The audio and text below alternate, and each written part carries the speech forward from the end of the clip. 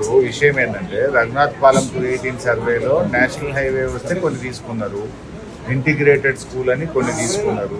ఆ రెండు బోంగా కూడా మిగతా వాళ్ళు పొజిషన్లో ఉంటే మీకు ఆల్టర్నేట్ ల్యాండ్ ఇస్తామని వాళ్ళని నమ్మించి అఫిడవిట్లు తీసుకొని ఆల్టర్నేట్ ఇయర్ అవుతుంది అఫిడవిట్లు తీసుకుంటుంది.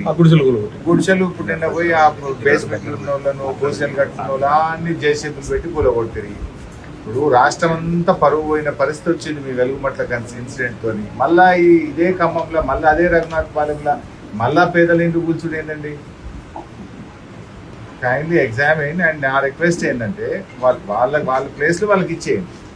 అనవసరంగా వాళ్ళు లాక్కోవాల్సిన అవసరం లేదు. అప్పుడు గవర్నమెంట్ అఫీషియల్గా అదేమి ఇల్లీగల్ కబ్జా కాదు, ఇల్లీగల్గా వాళ్ళు పోయి కబ్జా పెట్టుకున్న భూమి కాదు. గతంలో ప్రభుత్వం బాజాబ్తా ప్లాట్ నెంబర్ వేసి వాళ్ళకి పట్టాలు ఇచ్చింది. సో పట్టాలు ఉన్నాయి, సర్టిఫికేట్స్ ఉన్నాయి, they are in the position.